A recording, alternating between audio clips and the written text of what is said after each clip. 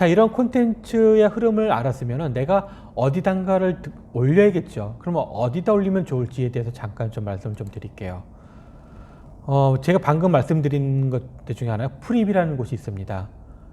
자기가 어떤 여행, 레저, 체험할 수 있는 프로그램 위주로 진행하는 곳인데, 뭐 반나절, 하루짜리, 뭐 며칠짜리 이런 식의 자기가 짠 여행 프로그램들을 그냥 마음껏 올릴 수 있는 데가 바로 여기입니다. 그래서 보시는 것처럼 쭉 여러 가지 주제로 프로그램들이 계속 올라오면 사람들이 이걸 선택해서 오게끔 돼 있거든요. 그래서 프립이라는 데가 최근에 많이 여기서 활동을 하고 있고요. 또 한 군데가 비슷하지만 트립이라고 있습니다. 에어비앤비에서 운영하는 사이트가 있는데 외국인 대상으로 할 때도 있고요. 내국인 대상으로 할 때도 있습니다. 그런 쪽에서도 올려서 상품 등록을 하셔서 활용하는 것도 좋은 방법입니다.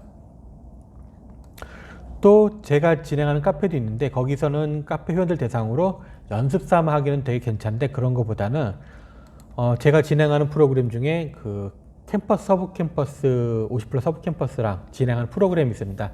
길 은평 하루 여행 뭐 아니면은 뭐 중부 하루 여행 이런 프로그램들 진행하는데 이런 데다가 또 아니면 거기에 보면은 어떤 커뮤니티에 대한 활동 지원을 해주는 게 있거든요. 나 이런 해설 여행 이런 거 하고 싶어 라고 했을 때 캠퍼스 아니면 또 센터에다 지원을 해서 제안을 해서 프로그램을 갖다가 등록을 해서 운영할 수 있는 방법도 있습니다.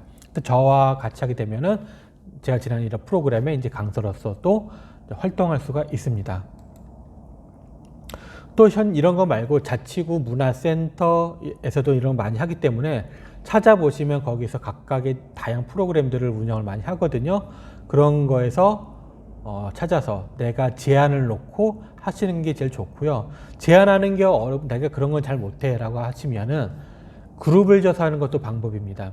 같은 이런 일을 비슷한 일을 하시는 사람들끼리 모여서 서로 의논하면서 하면은 좀 더 일이 쉽게 풀릴 수가 있거든요. 그러니까 그렇게 진행하시는 것도 방법이고요. 아니면은 저하고 같이 일하는 것도 방법입니다. 또 일반적인 그 쇼핑몰 특히 SNS 소셜몰 있죠. 티몬, 쿠팡 뭐 이런 데가 있는데 거기도 보면은 덕수궁 궁궐 여행 뭐 이런 것처럼 당일짜리 짧은 여행의 프로그램들을 많이 올립니다. 그래서 이런 걸 통해서 올리는 것도 방법이거든요. 물론 여기 하지 않더라도 할 수 있는 방법이 많지만은 이 사이트가 더 좋은 거는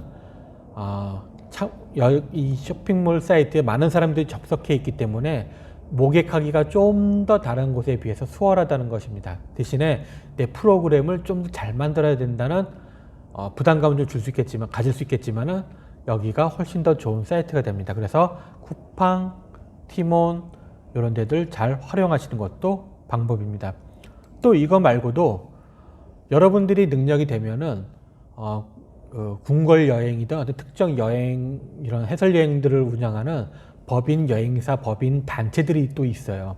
그런 데를 찾아서 이렇게 거기서 추가 교육을 받던가 해서 운영하는 것도 방법이 있습니다. 마포 쪽은 마포만보라는 그 사이트를 통해서 해설 여행, 체험 여행 이런 것들을 운영을 하고 있거든요. 그런 데도 될 수가 있고 아까 방금 말씀드렸는데 이런데 저런데 많이 있으니까 그런 데다가 활용하시면은 좋겠습니다. 자, 이제 프로그램을 만들고 운영할 수 있는 방법에 대해 다 말씀을 드렸어요.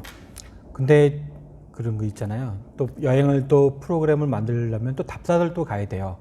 또 답사들 뭐 서울에만 돌 게 아니라 지방에 가는 경우도 있을 거고 해외로도 갈 경우도 있을 거예요. 저도 이제 순례길을 가기 때문에 순례길을 갈 때 준비를 많이 하거든요. 제가 다 티켓팅부터 다 모든 걸 진행하고 실제 해외에서도 필요한 부분을 갖다가 이제 그 스마트폰 통해서도 운영을 찾거나 정보를 찾거나 이렇게 하는데 도움이 될 만한 것들 갖다가 좀 몇 가지 좀 말씀을 좀 드리려고 합니다. 요건 팁입니다. 제일 먼저 하는 게 해외여행 갈 때, 해외여행 갈 때 제일 먼저 하는 게 뭐죠? 네, 맞습니다. 티켓팅을 해야 되죠. 항공권을 예약을 해야 돼요. 근데 항공권을 예약하기 위해서는 국내 여행 사이트도 있지만은 해외여행사에서 발행해서 가격이 올라와 있는 사이트도 있어요. 그래서 다 통합해서 운영하는 스카이스캐너라는 사이트가 있습니다. 물론 이거 아니어도 요새 검색할 수 있는 툴이 몇 개는 더 있어요. 근데 거의 다 겹치기 때문에 하나만 정도 하는 건데 스카이 스캐너를 통해서 검색하면은 내가 가고자 하는 목적지에 대한 항공편을 다 확인할 수가 있고요. 가격대별로 또는 다이렉트로 가는 것 또는 경유해서 가는 것, 이런 것들을 모든 걸 다 비교해서 찾을 수가 있습니다. 그래서 거기서 내가 맞는 거에 찾아서 하시는 게 좋고요. 중요한 건 뭐냐면은 너무 싼 것만 찾다 보면 낭패를 보는 경우가 있습니다. 저도 한번 그런 적이 있었는데, 너무 싼 것만 찾아서 예약을 했는데 나중에 환불하거나 티켓팅을 바꾸려고 하니까 비용이 어마무시하게 나옵니다. 그래서 한번 티켓을 포기한 적이 있었는데, 결국에는 그래서 너무 싼 것도 좋지만은 내가 정말 100% 나는 확실하게 갈 거야 라고 확신이 들면 싼 거를 해도 상관이 없어요. 그렇지 않다면은 나중에 환불이 가능한 티켓을 사시는 게 좋습니다. 대부분 아주 최저가는 환불이 안 되는 게 많고요. 된다 하더라도 별도의 옵션을 달아 놓습니다. 그래서 그 옵션을 선택을 해야만 환불이 나중에 단계가 쉬워집니다. 그렇기 때문에 그런 걸 또 고려를 하셔야 되는 게 좋고요. 자, 항공권 검색할 때 팁 아까 말씀드렸는데 거기 한두 가지만 좀 더 덧붙여서 말씀을 좀 드릴게요. 공항에서 이제 트랜스퍼 하는 경우가 있는데, 대부분은 이제 한국 사람들은 다이렉트로 가는 경우가 많은데, 좀 더 저가를 찾으려고 하다 보면은 트랜스퍼 하는 비행기를 타게 되거든요. 근데 이 트랜스퍼가 공항 밖으로 나갔다 들어오는 경우도 있고요. 입국 심사장을 나가는 경우도 있고, 안에서만 돌 경우도 있어요. 그렇기 때문에 비행기에서 내리자마자 제일 먼저 확인하셔야 될 거는 나가는 것과 트랜스퍼라는 표지판이 어디에 있는지 그걸 따라 잘 가셔야 된다는 겁니다. 그래서 그거를 보시면은 편하고요. 유럽은 가능하면 그 중앙 허브 공항에서 한번 나갔다 들어오면서 입국 심사를 다 동시에 마무리를 해버립니다. 그렇기 때문에 그 안에서 다른 나라를 돌 때는 또 출입국 심사를 따로 하지는 않아요. 그렇기 때문에 그런 부분이 있다는 거를 이해를 하시면 좋겠습니다. 그리고 탑승동 위치 확인을 잘 하시는 게 좋아요.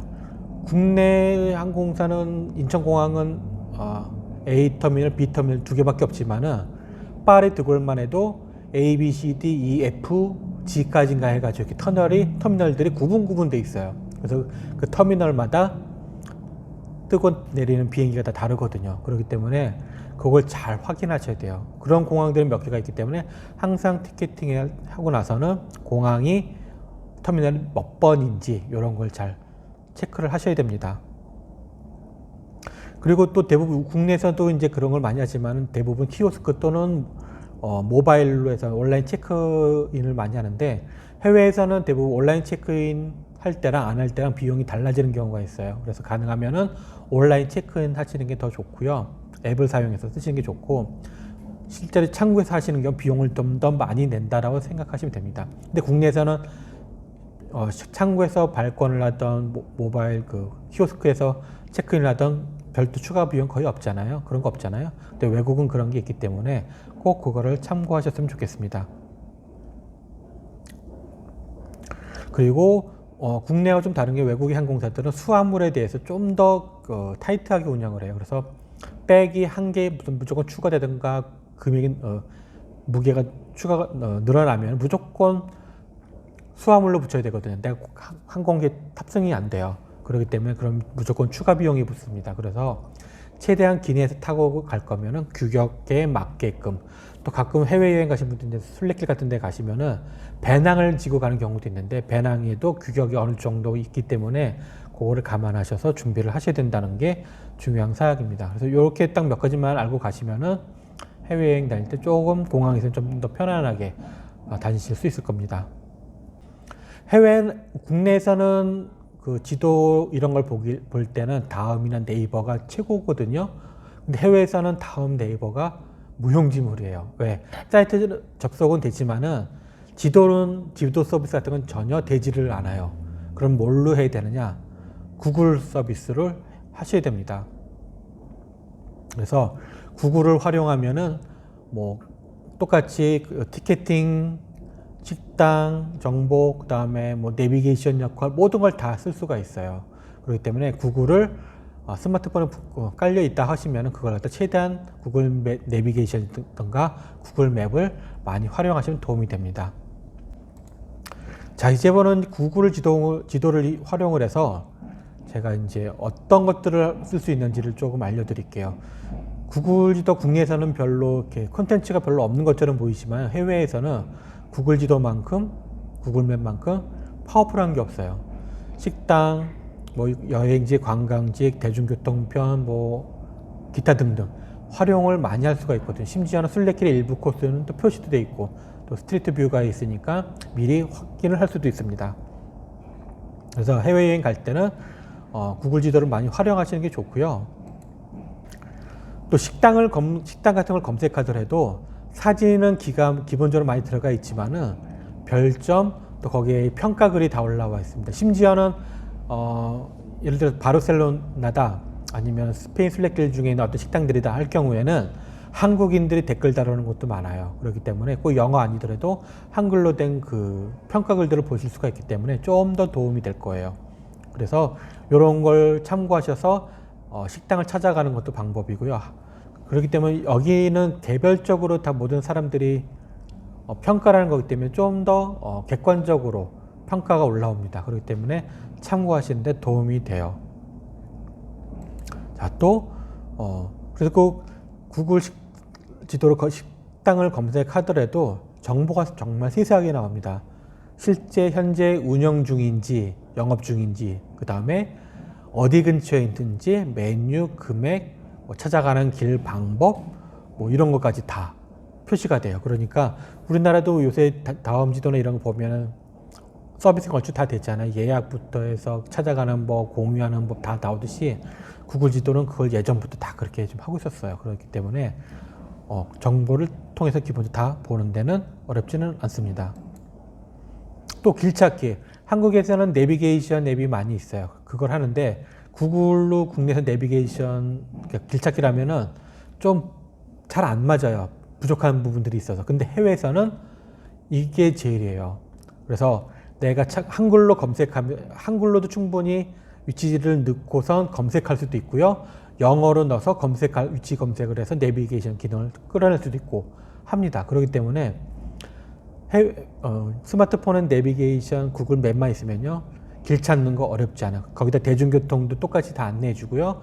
또는 차 또는 걸어서 갈 수 있는 방법도 다 안내를 해줍니다. 시간 잘 맞아요. 그렇기 때문에 요거 구글 하나만 잘 갖고 있어도 여러분들 여행이 아주 편안해집니다.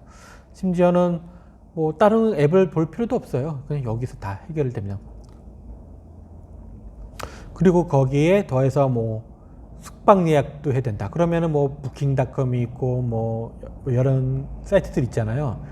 그런 사이트도 있지만은 기본적으로 그런 사이트들에 있는 정보 다 검색해 줄 수 있는 데가 또 구글이에요. 구글에서도 숙박지 검색을 하면요. 가격대별로 다 예약할 수 있는 사이트까지 다 똑같이 다 나옵니다. 그래서 그걸 타고 들어가면 부킹닷컴이 됐고 호텔닷컴이다 뭐 이런 데로 다 연결이 다 되거든요. 그래서 여기서 미리 검색을 하고 가시면 되겠습니다. 그러면은 모든 걸 다 해결할 수가 있어요.